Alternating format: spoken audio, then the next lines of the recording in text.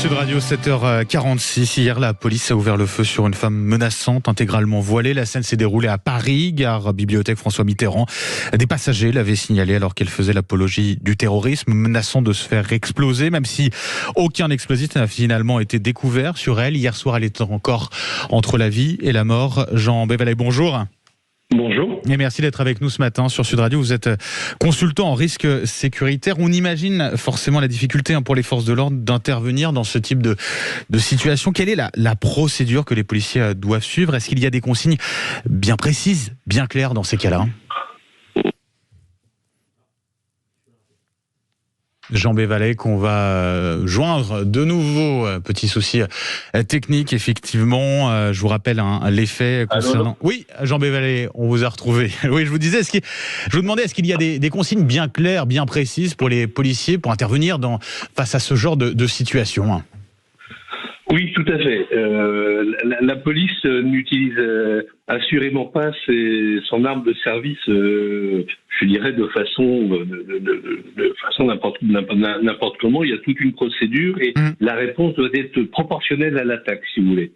Ce qui s'est passé, c'est que j'ai regardé un peu les procédures qui avaient été utilisées hier.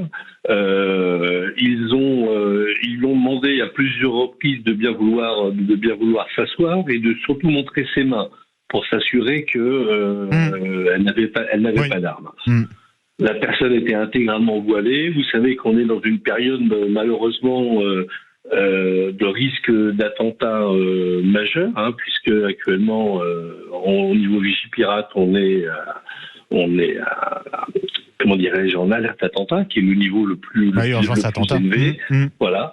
Et c'est à ce moment-là qu'ils ont ouvert le feu. Malheureusement, ils n'avaient pas d'autre choix puisque la personne se dirigeait vers eux. Donc, si vous voulez, il y a eu un risque contre leur personne et contre les autres personnes qui étaient encore dans la station du RER.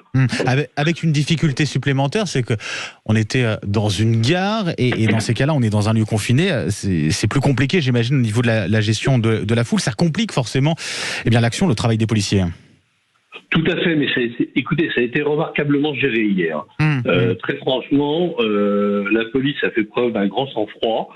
La gare a été évacuée très rapidement.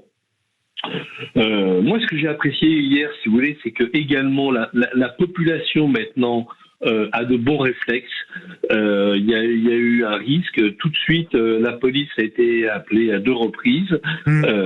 Et ça prouve que nos concitoyens ont vraiment conscience du risque encouru actuellement. Ouais. Quand on a justement ces appels-là, la police qui est prévenue, quelle unité intervient? Est-ce qu'il y a une unité bien précise qui intervient ou est-ce que ce sont les unités les plus proches du lieu? Là, hier, c'est la BAC qui est intervenue. Tout à fait. C'est-à-dire qu'il y a plusieurs unités qui interviennent. D'abord, si vous permettez, j'aimerais pouvoir rapidement rappeler les numéros. Vous avez le 17 qui est la police secours, vous avez le 197 qui est le numéro alerte attentat, et vous avez par SMS le 3117. Vous avez le 3117 qui est un appel vers la SNCF et RATP et les SMS sur le 31177.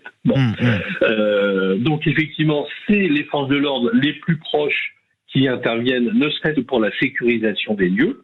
Puis derrière, vous avez des unités spécialisées, notamment les unités d'intervention type RAID et GIGN et les unités de déminage. Ça veut dire que toutes les unités sont préparées pour faire face à ce type d'événement et elles sont formées véritablement? C'est quoi? C'est une formation continue à ce niveau-là? Ah oui. Aujourd'hui, toutes nos forces de l'ordre sont sensibilisées aux procédures, si vous voulez, qu'il faut usiter lorsqu'on est dans ce genre de situation. Que ce soit la police, que ce soit les gendarmes, que ce soit les polices municipales dans certaines communes, elles sont toutes formées régulièrement pour apprendre à réagir et principalement à sécuriser les lieux, mettre les personnes en état de sécurité et apporter éventuellement les premiers secours. Jean Bévalet, un grand merci pour toutes ces explications. Je rappelle, vous êtes consultant en risque sécuritaire. Merci d'avoir été avec nous ce matin sur Sud Radio et bonne journée à vous. Bonne journée, merci.